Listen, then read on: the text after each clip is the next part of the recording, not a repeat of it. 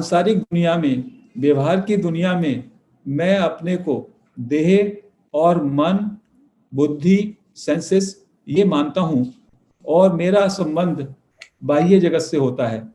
कोई भी बच्चे का जन्म होता है, वो परिवार का हिस्सा बनता है, संस्कार लेता है, देन लेन का दुनिया, रिश्तेदारी, धन कमाना, शिक्षा लेना, वो जितने भी कार्य इस जगत के हैं, उस जगत के कार्यों में वो अपने को एक सेपरेट एंटिटी, एक सेपरेट बॉडी, माइंड, सेंसेस और एक सेंस ऑफ पर्सनल डूअरशिप, उससे वो अपने को एक पृथक एंटिटी मानता है।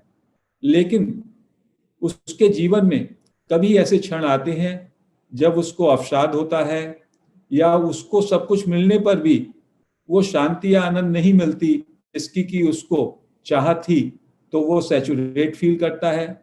या उसके जीवन में कोई ऐसा जर्क आ जाता है, कोई ऐसा एक्सीडेंट हो जाता है, घटना हो घट जाती है जिससे वो वास्तव में अपने सच्चे स्वरूप को जानने का कोशिश करता है। तो हम सब जो इस मंच पे हैं और जो भी किसी भी ध्यान के मार्ग पे जुड़े हैं, वो उस आध्यात्मिक यात्रा के पार्ट हो गए हैं। और आध्यात्मिक यात्रा का सबसे महत्वपूर्ण प्रश्न, या मैं कहूँगा जो आरंभिक प्रश्न है, वो यही है, मैं कौन हूँ, हु एम आई। और जब मैं हु एम आई में अपना सेल्फ एक्सप्लोरेशन करता हूँ, धीमे धीमे मुझको इस बात का एहसास होता है कि मैं ना तो देह हूँ, ना मन हूँ, ना बुद्धि और इंद्रियां हूँ, मैं इसके बियॉन्ड हूँ। और इसी रियलाइजेशन को जब हम अनुभूति के स्तर पर, इस नॉलेज को अनुभूति के स्तर पर एक्सपीरियंस करते हैं, तो ये हमारा स्टेप या ये हमारी यात्रा हमको सेल्फ रियलाइजेशन की ओर ले जाती है। मैं इस चर्चा की शुरुआत एक राजा जनक के दृष्टांत से करूंगा। राजा जनक एक दिन अपने महल में सोए हुए थे और उनको एक स्वप्न आता है। स्वप्न में वो देखते हैं कि उनके राज्य पर किसी पड़ोस के राजा ने आक्रमण कर दिया। राजा जनक और उनकी सेना और पड़ोसी राज्य के राजा की सेना के बीच घमासान युद्ध हुआ। राजा जनक हार गए, जख्मी हो गए। उस राजा ने राजा जनक को अब उनके ही राज्य से एग्जाइल कर दिया और वो 2 दिन तक अपने राज्य की सीमाओं से बाहर जाने के लिए भटकते रहे। उनको उनके ही प्रजाजनों ने कुछ भी सपोर्ट नहीं किया, क्योंकि प्रत्येक प्रजाजन उस राजा से डरता था कि यदि किसी को पता चला कि इन्होंने राजा जनक को पानी, खाना या किसी भी तरह की मदद दी, तो वो राजा इतना क्रूअल है कि उनको भी वो दंड दे सकता है। राजा जनक किसी तरह से भूखे प्यासे जख्मी अवस्था में अपने राज्य की सीमाओं से बाहर पहुंचे, तो वहां उनको पता चलता है कि कहीं पे कुछ भोजन या प्रसाद का वितरण हो रहा है। वो भूखे थे, उस कतार में लग जाते हैं और जब उस कतार में उनका नंबर आता है, तब वो भोजन या प्रसाद समाप्त हो जाता है। राजा जनक उस प्रसाद का वितरित करने वाले से अनुनय करते हैं कि हमको जो भी कुछ इसमें बचा है, झोल या खुरचन, वो दे दो। वो एक पत्ते के दोने में वो इकट्ठा करके उसमें थोड़ा पानी मिला के उनको देता है। राजा जनक के लिए वह अमृत तुल्य था। जैसे ही वो उसको खाने के लिए उस दोने को अपने मुख के पास ले आते हैं, एक ऊपर से चील आती है, वो झपट्टा मार के उस दोने को गिरा देती है और वो धूल में सन जाता है। राजा जनक, जो कि उनके लिए उस भूखी अवस्था में वह अमृत के समान था, ऐसी घटना को देख करके पूरी तरह से जोर जोर से बिलख उठते हैं। और जब वो बिलखते हैं तो उनकी आवाज पूरे महल में सुनाई देती है। उनके कक्ष के बाहर खड़ा हुआ संतरी आता है, वो राजा से पूछता है, हे राजा, क्या हुआ? राजा भी उठ गए हैं और उठते हैं तो वो देखते हैं वो तो अपने बिस्तर में हैं। उनकी कोई जख्मी अवस्था नहीं है, जैसा वो सोने से पहले थी स्थिति वैसी है। लेकिन जो उन्होंने ड्रीम में देखा वो भी तो एक सत्य था। राजा जो है उनका मन काफी अन्वेषणशील है, बुद्धि भी काफी शार्प है। तो वो एक प्रश्न करते हैं, क्या वह सत्य है या यह सत्य? क्या वह सच या यह सच? यानी जो उन्होंने स्वप्न में देखा, क्या वह सत्य था या जो वो अब देख रहे हैं यह सत्य है? सेनापति को बुलाया जाता है। सेनापति जब आता है तो राजा जनक उससे भी वही प्रश्न करते हैं, क्या वह सच या यह सच? सेनापति भी डर के आगे नहीं बोलता कुछ भी। रानी को बुलाया जाता है, रानी आती है, उसके सामने भी राजा यही दो लाइन दोहराते हैं कि वह सच या यह सच। अगले दिन को दरबार में भी कोई भी कार्य के लिए कोई मंत्री, कोई कोषाध्यक्ष, कोई भी आता है अपना फाइल लेने के लिए, किसी अप्रूवल के लिए, तो भी राज दरबार में राजा जनक इसी बात को दोहराते हैं, क्या वह सच या यह सच? इस बात की चर्चा सारे शहर में हो जाती है, सारे राज्य में हो जाती है। राजा के दरबार में ऋषि अष्टावक्र इस बात को सुन के पहुंचते हैं और जनक जैसे ही उसे ये पूछते हैं, क्या वह सच या यह सच, अष्टावक्र उस प्रश्न को समझ जाते हैं। जबकि राजा ने नहीं बताया वह सच कौन सा, क्या वो सपने की बात को भी नहीं बताया और यह सच जागते हुए की भी बात को नहीं बताया। लेकिन उस प्रश्न के पूछने से ही अष्टावक्र को उनकी मन स्थिति का भान हो जाता है कि उनके मन में क्या द्वंद्व चल रहा है। तो ऋषि अष्टावक्र उससे कहते हैं, हे राजन, ना वह सच ना यह सच।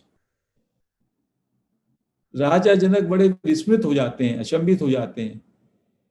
उनको लग रहा था इनमें से एक सच है और ये ऋषि कह रहे हैं ना तो वो स्वप्न का में जो देखा वो सत्य है और ना जो ये जागृत अवस्था में देख रहे हो ये सत्य है। तो फिर क्या सच? तो अष्टावक्र कहते हैं, हे राजन, ना वह सच ना यह सच, तुम देखने वाला, तुम इनको अनुभव करने वाला सच, तुम केवल सच हो।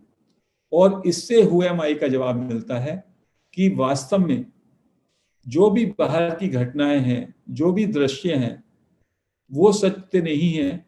उनको अनुभव करने वाला एक्सपीरियंसर और सीयर ही एकमात्र सत्य है।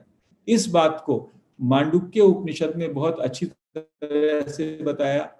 उन्होंने कहा कि प्रत्येक व्यक्ति अपने 24 घंटे में, प्रत्येक दिन में 3 अवस्थाओं से गुजरता है। एक है वेकिंग स्टेट, जैसे कि अब जागृति में हम इसको जागृत प्रपंच का नाम दिया गया। हम आपसे बात कर रहे हैं, चेहरा देख रहे हैं एक दूसरे का और हमको ये सत्य प्रतीत हो रहा है। दूसरा ड्रीम स्टेट। ड्रीम स्टेट में स्वप्न, जब में हम स्वप्न में चले जाते हैं और हमारी स्वप्न में जो भी भूमिका होती है, मान लीजिएगा कि आप अमेरिका में चले गए तो वहां पे आप भी की भी कोई भूमिका होगी। आप वहां अमेरिका में घूम रहे हैं, किसी से बात कर रहे हैं, किसी जगह रह रहे हैं, तो उस समय तक जब तक आप स्वप्न में हैं आपको वो भी सही प्रतीत होता है, उतना ही सत्य प्रतीत होता है जितना सत्य अभी जागृत अवस्था में ये स्थिति मुझको है। और तीसरी है प्रगाढ़ निद्रा, सुसुप्ति स्टेज, जिसमें मैं कुछ भी मुझको नहीं दिखाई देता, टोटल ब्लैंकनेस। जब मैं उठता हूं तब मुझको इस बात का आभास होता है कि मुझे अच्छी नींद आई, मैं सोया हुआ था। तो मांडुक्य उपनिषद कहता है कि इन तीनों स्टेट में एक कॉमन चीज रहती है, मैं अनचेंजिंग तत्व है, अवेयरनेस का, जानने वाले का, नोअर एलिमेंट इन तीनों में इनवेरिएबल है। लेकिन ये जागृत की अवस्था, स्वप्न की अवस्था और सुसुप्ति की अवस्था तीनों बदल रही हैं। 24 घंटे में ही अक्सर बदल जाती हैं, नहीं तो 2 दिन में बदल जाती हैं। तो लेकिन इनको जो जानने वाला है, जो मैं हूं, जो असली मैं, जो आत्मा स्वरूप है, वो एक कॉमन धागा है जो इन तीनों को महसूस कर रहा है। मैंने जागृत में था, मैं स्वप्न में भी था और मैं उस नींद में भी था। तो इसको मांडुक्य उपनिषद में तुर्यम स्टेट, इसको तुर्यम कहा, जिसको आत्मन भी कहा जाता है, जिसको चैतन्य भी कहा जाता है, जिसको अवेयरनेस भी कहा जा सकता है। और यही हमारा सच्चा स्वरूप है। कि हम इन तीनों अवस्था, वास्तव में ये तीनों अवस्थाएं सत्य नहीं है, वो केवल दृश्य मात्र हैं। और इनको जो जानने वाला, इनको जो एक्सपीरियंस करने वाला मैं हूं, हु एम आई में जब हम क्वेश्चन करते हैं, वो awareness, I am awareness of waking state, I am aware of the dream state, I am aware of the sleep state, वो मैं हूं। इसको दूसरी तरीके से बताया कि मैं बचपन में छोटा बच्चा था, मेरी बॉडी 1 या 2 पाउंड की रही होगी, धीमे धीमे बढ़ करके 50 किलो, 60 किलो, 80 किलो हुई। मेरी बॉडीज के सारे सेल बदल रहे हैं बचपन से अभी तक। लेकिन जब भी मैं कहता हूं, तो मैं में वो बॉडी परिवर्तनशील होने पर भी मैं वही अपरिवर्तनशील अनचेंजिंग तत्व रहता है। मैं वही अवेयरनेस है, वही आत्मन है, वही कॉन्शियसनेस है। ऐसे ही मेरा माइंड में मेरे विचार और भी जल्दी से बदलते हैं। बॉडी के बदलाव तो थोड़े और भी धीमे होते हैं, बट माइंड के बदलाव, अभी कोई इमोशन आया, फिर कभी कोई फीलिंग आ गई। बचपन में मैं बड़ा इनोसेंट था, फिर मुझे कुछ और थॉट और बिलीफ सिस्टम मिले। इस तरह से लगातार मेरे माइंड दिन प्रतिदिन, या कहिए क्षण प्रतिक्षण बदलता है। तो वो माइंड भी, मेरा बॉडी भी बदला, माइंड भी बदला। बट तभी भी मैं जब कहता हूं मैं ऐसा था, बचपन में मैं ऐसा सोचता था, बचपन में मेरे ऐसे इमोशंस थे, बचपन में मेरी भाव ऐसे थे, वो मैं तत्व कॉमन रहता है। तो वो मैं तत्व जो है, that is a immortal awareness, वो मेरा वास्तव में सच्चा स्वरूप है। इसको और एक तरीके से उपनिषदों में समझाया गया, वो ये कि जैसे सागर है, सागर का जल है, और उस पे लहरें और बुलबुले हैं। तो हम लोग नाम रूप की दृष्टि से अपना अलग अलग एंटिटी जो हमारी है, उससे हम अपना पृथक अस्तित्व महसूस करते हैं। जैसे कि सागर में लहरें या बुलबुले अपना पृथक अस्तित्व महसूस करते हैं, लेकिन वास्तव में वो सागर का जल है, वो सागर है। ऐसी जो ये चेतना है, कॉन्शियसनेस, उसमें एक तरीके से हमारा उद्गम होता है in the shape of name and form, body mind separate personal doership से अलग अलग एंटिटी लहरों की तरह उनका प्रादुर्भाव होता है। और फिर वो 60 साल, 70 साल, 50 साल में फिर से उसी सागर में विलीन हो जाते हैं। तो वास्तव में जो हम लोगों का असली स्वरूप है, वो वही अवेयरनेस है। हु एम आई में कैसे हम उस चीज को जाने, बट ये इंटेलेक्चुअली, लॉजिकली, बौद्धिक स्तर पे भी आपको इस बात का चिंतन करना होगा कि ये जो मैं तत्व है, ये मैं तत्व अपरिवर्तनशील, अनचेंजिंग, इमोर्टल है, जिसकी हम बात कर रहे हैं। एक और दृष्टांत दिया जाता है कि जैसे स्क्रीन है, टीवी का स्क्रीन या सिनेमा घर का स्क्रीन, उस स्क्रीन पे वो ब्लैंक रहता है, लेकिन उस स्क्रीन के बिना कोई भी पिक्चर एक वायलेंस की हो सकती है, एक प्रेम की हो सकती है, एक मैत्री की हो सकती है, एक द्वंद्व की हो सकती है। जब हम उन चित्रों को देखते हैं तो हमको वो चित्र ही सत्य प्रतीत होते हैं, लेकिन वास्तव में वो चित्र तो एक जाते आते, एक परिवर्तनशील फिनोमिनन है। उसका कोई स्थिरता नहीं, वो ट्रांजिटरी है, टेम्पोररी है। बट जो स्क्रीन है, वास्तव में वो स्क्रीन ही वास्तव में अधिष्ठान है। ऐसे ही मेरा जो वास्तविक स्वरूप है, चैतन्य स्वरूप, अवेयरनेस, अनचेंजिंग आई, वो स्क्रीन है जिसपे ये सारे के सारे दृश्य, जागृत प्रपंच, स्वप्न प्रपंच, सुसुप्ति, सारे के सारे होते हैं, वो अध्यास हैं। तो वो रियल नहीं है, लेकिन हम भ्रम के कारण, भ्रांति के कारण उस सारे जगत के प्रपंच को सत्य मान लेते हैं और उनके साथ आइडेंटिफिकेशन कर लेते हैं। अपनी बॉडी के साथ, अपने बॉडी माइंड एंटिटी को पृथक मान करके जगत के विषयों के साथ आइडेंटिफाई करके उनको सत्य मान के भ्रम में जीते हैं। और जो अपना वास्तविक स्वरूप है, आत्मन स्वरूप, इमोर्टल सेल्फ, उससे हम दूर हो जाते हैं। और इस बाहर की दुनिया में चूंकि ये नश्वर है, परिवर्तनशील है, द्वंद्वात्मक है, इसमें अनुकूल भी आएगा और प्रतिकूल भी आएगा, इसमें प्लेजर भी होगा, पेन भी होगा। इस द्वंद्वात्मक स्वरूप की दुनिया को वास्तविक जान करके हम सफरिंग में, दुख में, सुख में, हमेशा इन ज्वार भाटा में हमेशा जो है बहते रहते हैं, क्योंकि हम अपने केंद्र से, अपने सोर्स से, जो मेरा स्वरूप है आत्मन, सच्चित आनंद स्वरूप, उस स्वरूप में मैं अपने को स्थिर नहीं करता। मैं बाहरी दुनिया से अपने को कनेक्ट कर लेता हूं अपने सेंसेस के माध्यम से। तो सारी आध्यात्मिक प्रक्रिया यह है कि you have to know your true self. उस ट्रू सेल्फ को, जो मेरा वास्तविक स्वरूप है, मैं उसको कैसे जानूं? क्योंकि जैसे ही मैं उस अनचेंजिंग, इमोर्टल, एटर्नल सेल्फ को मैं जान लेता हूं, तो उसके बाद मुझे बाहर की चीजों में आसक्ति नहीं रहती। वो that is a play, that is a drama, and I participate in that, knowing fully well कि उसमें अनुकूल भी हो सकता है, प्रतिकूल भी हो सकता है, बट वो एक दृश्य मात्र है।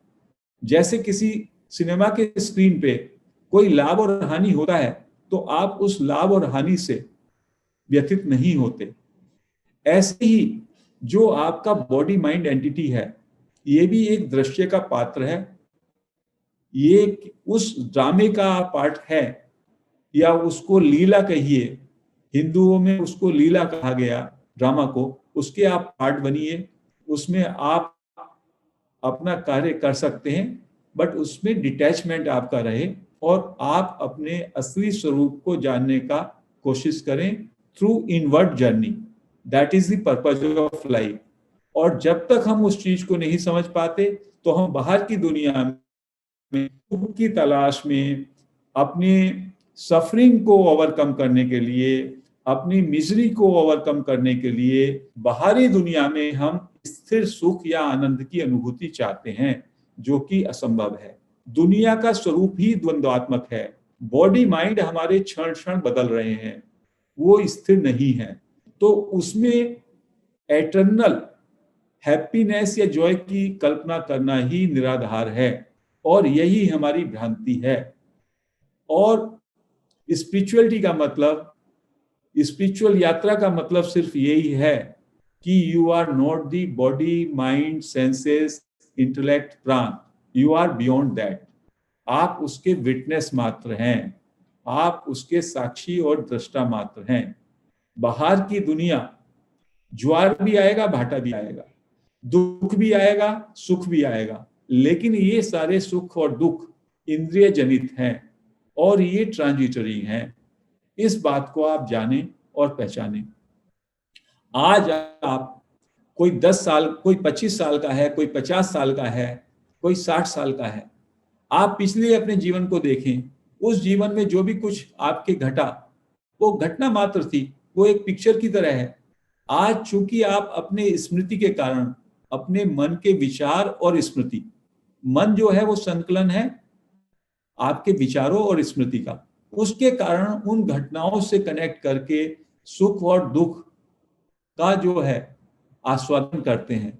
अदरवाइज यदि आप उनको निर्लेप भाव से देखें, तो जो भी घटा वो केवल एक घटना मात्र थी, और उसको अनासक्त भाव से देखें तो आज उन घटनाओं का आपके इमोर्टल सेल्फ से कोई कनेक्शन नहीं है। इमोर्टल सेल्फ ने तो केवल उसको मात्र देखा दृष्टा भाव से, और वो स्क्रीन की तरह वो देखा, घटा और खत्म हुआ। तो यही ज्ञानी में और अज्ञानी में यही फर्क होता है कि ज्ञानी जानता है कि ये दृश्य मात्र है, ये द्वंद्वात्मक है, और अज्ञानी उस अपनी बॉडी, माइंड और पर्सनल डूअरशिप से अपने को आइडेंटिफाई करके उसका जिम्मेदार स्वयं को मानता है, या उसका जिम्मेदार किसी दूसरे को कर देता है। जबकि वास्तव में there is only one reality, one atman, एक ही साक्षी है, एक ही दृष्टा है, एक ही वो चेतन सत्ता है, एक ही प्योर अवेयरनेस है, जिसमें ये सारे द्वंद्वात्मक जगत एपियर होता है और डिसएपियर हो जाता है। और मेरा ये भी अनुभव है कि जब मैं नींद में जाता हूं तो स्वयं भी मैं उसी सत्ता में, उस इमोर्टल सेल्फ में ही स्थिर हो जाता हूं, लेकिन मुझे उसकी जागृति नहीं रहती। और आध्यात्मिक यात्रा में धीमे धीमे मैं जागृत अवस्था में भी, कॉन्शियसली भी, मैं उस बात का अनुभूति करता हूं जब मैं अपने सेल्फ में उसको, रमन महर्षि ने, कुछ अध्यात्मवेताओं ने उसको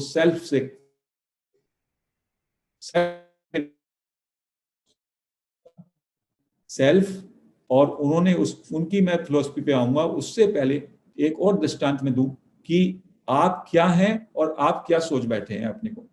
एक दृष्टांत है एक बुद्ध पुरुष का कि वो किसी नगर में उनका जूता खराब हुआ तो वो किसी मोची की दुकान पे पहुंचे। मोची जो है बाहर सड़क के किनारे बैठा था, उसका एक लकड़ी का संदूक था, संदूक में ताला लगा था। मोची ने अपने तमाम सारे औजार, खाना, सब चीजें उस पर सजा रखी थी संदूक पे।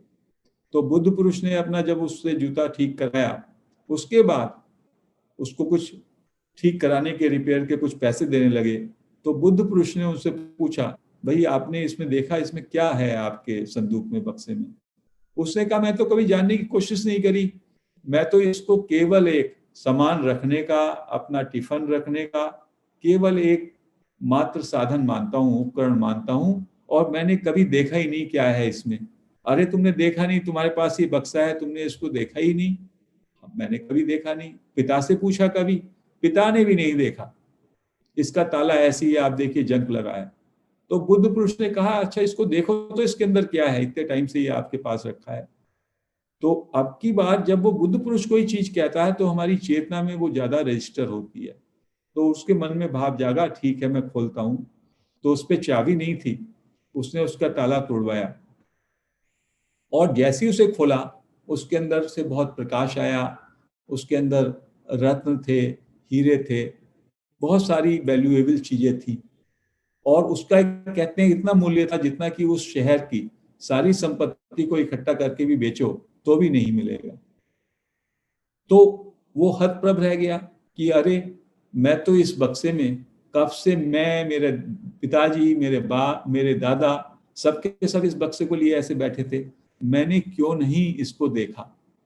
तो बुद्ध पुरुष के कारण, जैसे पत्री जी ने ये ध्यान का समागम चलाया, या किसी और संत की कृपा से, या किसी जिज्ञासु साधक की कृपा से, हम लोग अपने बक्से को खोलते हैं। ये मोची वास्तव में और कोई नहीं, हम सभी मोची की स्थिति में हैं कि हम बाहर की दुनिया में दो दो पैसे के लाभ हानि में छोटी छोटी चीजों को जुटाने में लगे हैं। और यदि हम अपनी जर्नी इन्वर्ट कर लें, हम ये समझ जाएं कि हु एम आई, आत्मा क्या है, कॉन्शियसनेस क्या है, जो मेरा स्वरूप है, तो वो स्वरूप सत चित आनंद, अनंत शांति, अनंत आनंद, प्योर अवेयरनेस, इमोर्टल, जो भी क्वालिटी है वो क्वालिटी जो है अनंत है उसकी, that is the infinite. Infinite जब मेरी सत्ता है, मेरा वास्तव स्वरूप है, तो मुझे बाहर जो भटकन होती है, चूंकि मैं भूल गया, मैं अपने स्वरूप को भूल गया और मैं भटकन पे निकला, और वहां पे मैं छोटी छोटी चीजें जुटाता हूं। छोटी चाह हुई, वो पूरी हुई, क्षण मात्र के लिए मैं अपने सोर्स से कनेक्ट हुआ, थोड़ा सा मुझे शांति आई, फिर मैं उसी यात्रा पे निकल गया। तो आध्यात्मिक यात्रा में हमें सारे संतों ने कहा, सारे मनीषियों ने कहा, अभी आपने पहला भी लेक्चर सुना कि I am pure powerful soul. तो मैं वास्तव में आत्मा हूं, इमोर्टल सोल हूं। लेकिन उस प्रक्रिया को हम कैसे अनुभव करें, उसको हमें अनुभव करना है। हम इंडिया में सभी लोग धार्मिक हैं, आध्यात्मिक हैं, तो उनको ये सिखाया जाता है कि हाँ, I am immortal soul. But immortal soul कहने से हमारा रियलाइजेशन नहीं होता। उस रियलाइजेशन के लिए हमें कुछ स्टेप्स लेने पड़ते हैं, कुछ साधना करनी पड़ती है। तो एक मार्ग है उसका, that is called self inquiry, that is the meditation or contemplation on who am I. क्योंकि अपनी इनवर्ड जर्नी के लिए आपको 3 या 4 स्टेप संतों ने बताए। एक स्टेप तो बताया ध्यान का, you must meditate, like Anapanasati ध्यान कीजिए और किसी पद्धति से कीजिए, क्योंकि ध्यान से आपका मन, योर माइंड बिकम स्टिल। आप फोकस करके अपने माइंड को फोकस करते हैं, स्टिल करते हैं, विचार से निर्विचार करते हैं, और जब आपका मन शांत होता है तब आपको अपना केंद्र से, अपने सोर्स से, अपने स्वरूप से आप कनेक्ट होते हैं। क्योंकि माइंड क्या है? Mind is a junction, kindly understand, mind is a junction box, जिससे बाहर जब निकलते हैं तो ये जगत का निर्माण हो जाता है, और यही माइंड जब इनवर्ट चला जाता है तो वो हमें सोल से कनेक्ट कर देता है। इसको रमन महर्षि ने ऐसे बताया और मास्टर्स ने ऐसे बताया कि हमारी चेतना का प्रकाश, चेतना तो एक अवेयरनेस तो एक बड़े सूर्य की तरह है, उसका इल्यूमिनेशन, उसका रिफ्लेक्शन हमारे माइंड में पड़ता है, और माइंड में उस रिफ्लेक्शन से हमारी इंद्रियां, हमारी बॉडी के पार्ट्स, वो सब जो है क्रियाशील होते हैं, और उससे हम बहिर्जगत में अपने को कनेक्ट कर पाते हैं। तो सोर्स वही है बाहर जाने का, लेकिन mind is the main instrument. Mind वो उपकरण है जहां पे इस चेतना का, हमारे अवेयरनेस का रिफ्लेक्शन होता है और वो आगे जाता है।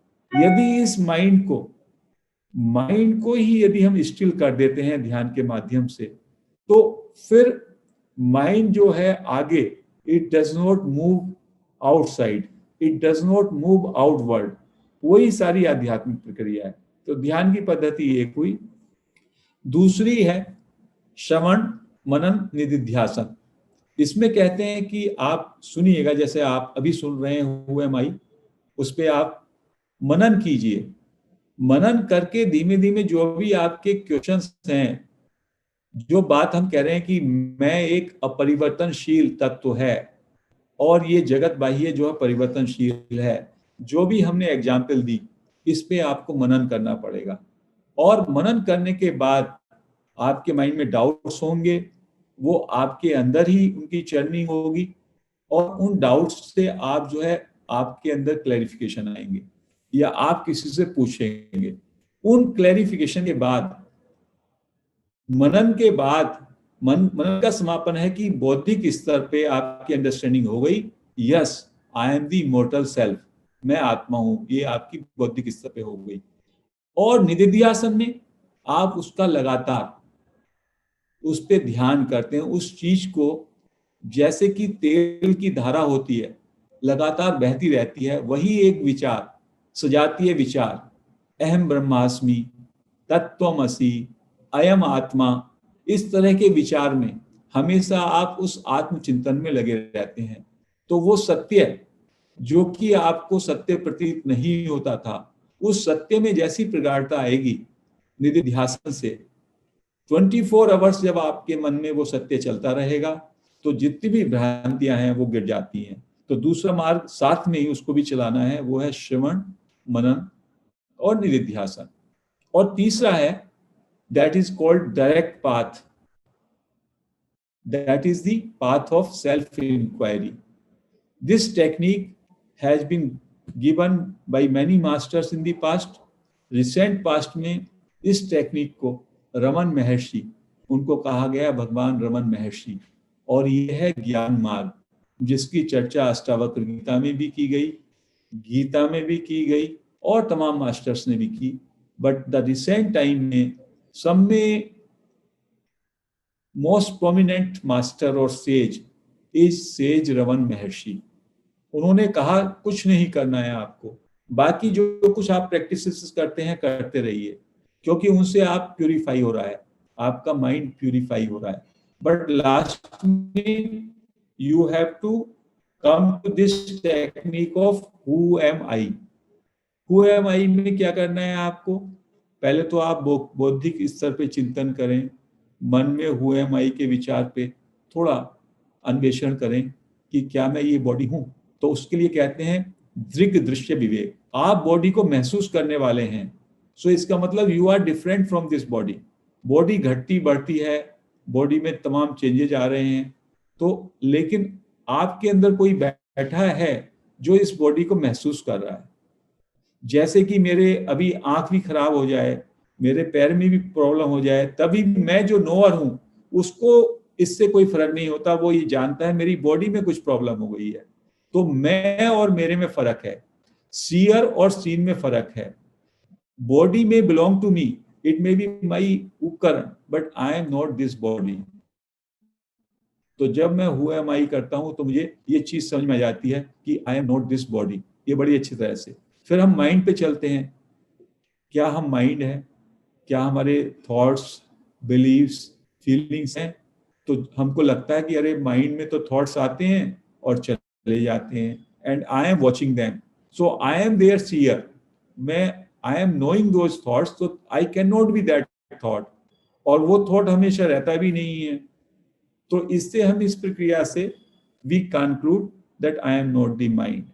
ऐसी सेंसेस हैं, मैं स्पर्श करता हूँ या मैं देखता हूँ, परसेप्शन, परसीवियर। तो परसेप्शन में जो मैं देख रहा हूँ या जो प्रोसेस ऑफ परसीविंग है वो अलग है, और जो उसमें नोइंग क्वालिटी है, नोअरशिप, वो मैं हूँ। तो वो वहां से भी वो चीज निकल के आती है। फिर ऐसी ही है श्वास या मेरे जो प्राण है, वाइटल एनर्जीज। वाइटल एनर्जीज से मेरा ये शरीर, मेरी ये मैकेनिज्म चलती है, और मैं इसका भी अनुभव करता हूँ, वाइटल एनर्जी का, प्राण का भी। तो वो भी मैं नहीं हूँ। आई एम दी एक्सपीरियंसर, मैं इसका भी एक्सपीरियंसर हूँ। फिर आती है इंटेलेक्ट। इंटेलेक्ट भी मुझको, intellect is also said to be a link between mind and the soul. Intellect is the closest to me. Intellect मुझको मेरा फोकस कभी भी चेंज कर देती है।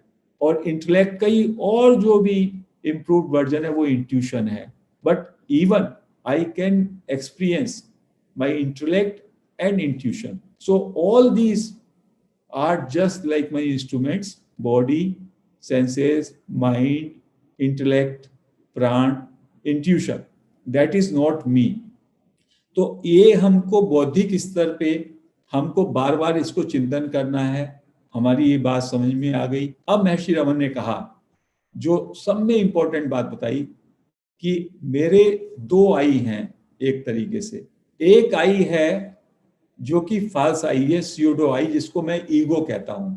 और एक है असली आई। असली आई तो वही है आत्मन या consciousness, pure awareness, one I for the entire existence.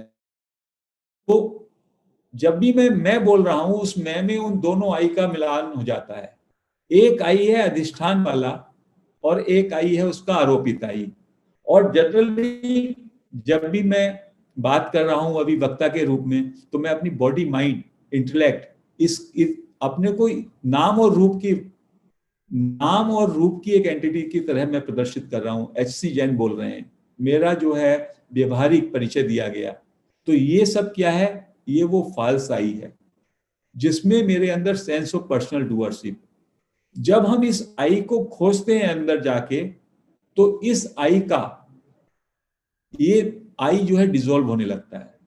This I is called an ego, A physio psychological entity. और ये ego personal doership, mind, body, intellect का एक जो है combination. I consider my self the doer, I consider and take the claims credit for my doings and put blames to others। क्योंकि मैं अपनी पृथक सत्ता का बोध करता हूं। तो जब मैं कहता हूं, तो मैं वो भी है कि मैं अच्छा सोया, मैंने जागृत में ऐसा, वो कंटिन्यू मैं भी है। और इस तरह का जो ये बॉडी माइंड की अलग सत्ता है, मेरी अलग पहचान है। मैंने इतना पढ़ाई की, मेरा ये पद है, मुझको ये योग्यता है, मेरी ये विरासत है, मेरे ये थॉट्स हैं, मैं अहिंसा का पुजारी हूँ, मैं भगवान महावीर का फॉलोअर हूँ, मेरे अंदर जो भी चीजें हैं, ये क्वालिटीज व्यवहारिक दुनिया की जिससे मैं अपना को इम्पोज करना चाहता हूँ, वो सब उस मैं का पार्ट है। तो सेल्फ इंक्वायरी जो प्रोसेस है, मैं 5 मिनट उस पे 5 या 10 मिनट आपको वो इंक्वायरी में, सेल्फ इंक्वायरी में कैसे जाना है, that is also a very powerful technique. उस टेक्निक को भी मैं 5 या 10 मिनट करेंगे हम। तो उस टेक्निक से जब आप अपने अंदर आई को खोजते हैं, हु एम आई में आई को आपको खोजना है अपने अंदर। जब मैं आई बोल रहा हूं, आई है कहाँ ये? महर्षि रमन ने कहा, you start exploring who am I. उस आई को खोजो। रोज आप जो है आई आई बोलते हो, वो आई कहाँ है? उस आई का सोर्स क्या है? तो जब आप उस आई को खोजना शुरू करते हैं, तो आपको धीमे धीमे ये बात समझ में आती है कि ये आई आपके अंदर से कहीं से ये आई उदय हो रहा है, और आप उस सोर्स को जानने का चेष्टा करते हैं कि ये आई मेरे अंदर से कहाँ से उसका उदय हो रहा है, और उस सोर्स पे ही आपका अवेयरनेस हो जाता है। उसी you become aware of that source from where I is springing, and you stay at that source. That is called abiding in the self. जब आप उस आई सोर्स पे ठहर जाते हो, तो आपका मन बहिर्मुखी नहीं हो पाता, क्योंकि वो आई और माइंड एक ही चीज है। और जो आपकी अवेयरनेस है, जो अटेंशन है, उसमें भी माइंड सक्रिय है। तो एक तरीके से mind becomes aware of, I become aware of itself. तो उसको बाहर की दुनिया से कनेक्ट करने का मौका नहीं मिलता। आपके विचार खुद गिर जाएंगे, और वो आई सोर्स पे जब आप ठहर जाएंगे, तो धीमे धीमे ये जो फाल्स आई है, जो माइंड बॉडी एंटिटी है, ईगो है, ये डिसॉल्व या डाइल्यूट होने लगता है। ये जैसे जैसे डिसॉल्व होगा, उससे आपको अंदर से एक परम विश्रांति का अनुभव होगा। उसमें टाइम लग सकता है, depending upon your karmic bondage, impurities. It में टेक मंथ्स, इट में टेक्स ईयर्स, इट में टेक लाइफ टाइम्स। जब ये आई आपका फाल्स आई डिसॉल्व हो जाता है, तो उसके बाद आपको अवेकनिंग होती है। आपका अंदर से रियल आई, रियल चेतना, थ्रोविंग आई आई आई, वो आप you become centered in your awareness. That is called awakening.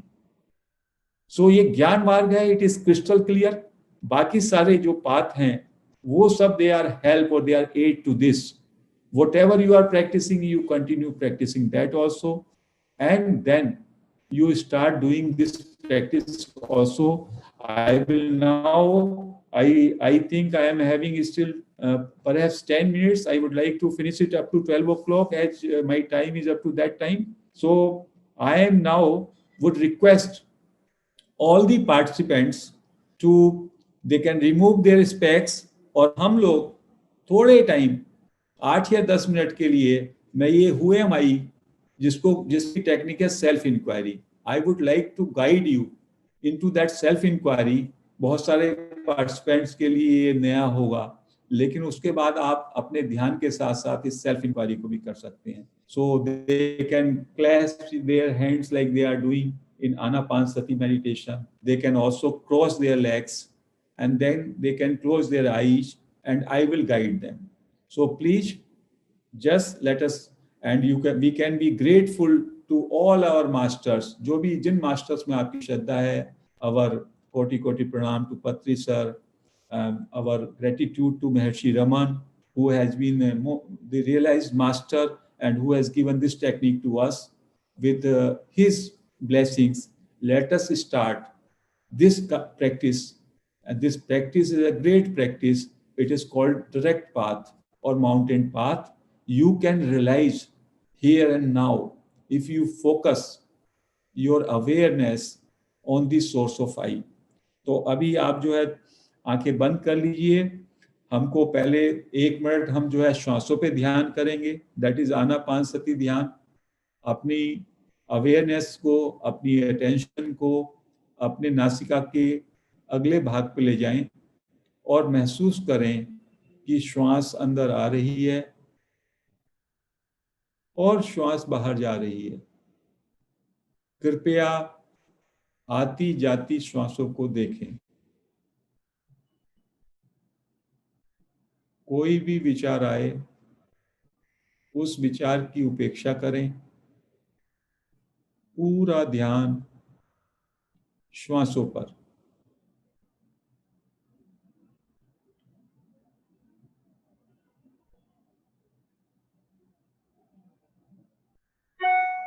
यदि किसी को नासिका के अग्रभाग पर श्वास को देखने में कुछ कठिनाई है, तो वो दोनों नोस्ट्रिल्स का जो मीटिंग पॉइंट है, दोनों भ्रुकुटियों के बीच के स्थान पर भी अंदर जाती हुई श्वास को महसूस कर सकते हैं, एक्सपीरियंस कर सकते हैं। Keep observing your normal, natural, soft, easy breath. Now अपने अंदर ये प्रश्न डालें, who am I. Who am I के विषय में सोचें। Who am I? As we have discussed, मैं शरीर नहीं हूं, मैं इंद्रिय, ज्ञानेंद्रिय, ना विचार का मन हूं, ना बुद्धि। मैं इन सब से परे इनका साक्षी, विटनेस हूं। मैं अपने को जो आई से संबोधन करता हूं, कृपया अपने मन में, अपने माइंड में आई को ढूंढें। चेष्टा करें आई को देखने की। उसके लिए बीच बीच में आप अपने अंदर आई, ऐसा साइलेंटली आई को रिपीट करके देखें। From where this I is arising within you. जब मैं आई बोलता हूं तो मुझको जानना होगा कि मेरे यहाँ पर आई का क्या स्रोत है। मेरी बॉडी या माइंड के अंदर आई कहाँ से उदय हो रहा है। I thought is the primal thought. जब भी मेरा विचारों की श्रृंखला शुरू होती है, समय पहले सोने के पश्चात मेरे अंदर आई विचार, मैं का विचार फर्स्ट विचार होता है। मैं विचार के बाद ही अन्य विचारों का उदय होता है। सो लेट अस सी कि मैं जब मैं कह रहा हूं या जब मैं सोचता हूं, तो ये मैं विचार मेरे अंदर कहाँ से उदय हो रहा है, महसूस करें। उसके लिए अंदर अंदर आप देखेंगे एम भी वहीं पे है, ओ एम आई। धीमे से आई आप अंदर ही मन में रिपीट करें और महसूस करें कि आई आपके अंदर कहाँ से आई का विचार उदय हो रहा है। Be aware of that source from where I is springing. पूरा अवेयरनेस अपने आई पर, आई विचार पर डालें कि आई विचार का सोर्स क्या है। That is our exploration here. Full awareness. यदि आपको ऐसा करना थोड़ा कठिन लगे तो बहुत आराम से, सहज भाव से आप आई आई, बट आई पे आपकी अवेयरनेस होनी चाहिए। It should not be just a kind of जप। जब आप आई अंदर से आई बोल रहे हैं या आई क्या, जब आप अंदर आई महसूस कर रहे हैं तो आई कहाँ से निकल रहा है आपके अंदर से, आई का उदय कहाँ से हो रहा है, उधर आप अपना ध्यान ले जाएं। That is called. और यदि कोई और विचार आता है तो महर्षि का कहना है अपने से क्वेश्चन करें, किस को ये विचार आ रहा है, whom this thought is coming। उसका आंसर होगा वह विचार मुझको आ रहा है, कोई दूसरा विचार। Again, come back to the point question, who am I? And try to find I within you. 2 minute में बिल्कुल साइलेंट रहूंगा, 2 मिनट आप अपने अंदर आई को खोजें. You will realize when you say I, then you are not this body, neither you are the mind. बड़ा clear है, I is something different. So just keep pursuing that I within you. विचार आएंगे नहीं, विचार आए तो again ask whom these thoughts are coming and who am I.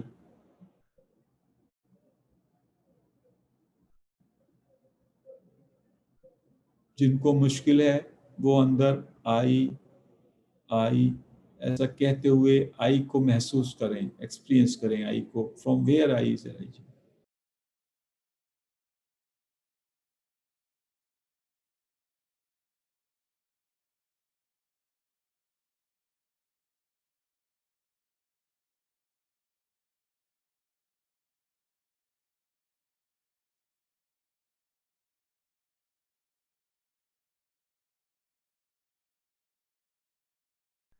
यदि आपको आई के सोर्स का कुछ भी भान होता है तो वहीं पे सोर्स पे ही बस अपनी अवेयरनेस रखें. Let that I stay at that source. इसको कहते हैं कि avoiding at source. Let this I, this is called the pseudo I, the false. उसको वहीं सोर्स पे रखें. बिकॉज ये आई जब उदय होता है तो ये बहिर्मुखी होता है, बाहर दुनिया में जाना चाहता है, तब हमारे सारे विचारों का निर्माण होता है. यदि हम उस आई के सोर्स पे अवेयर हो जाएं और उस आई को वहीं पे रखें ठहरा करके, that is the practice, then gradually I will start dissolving or I will be under control.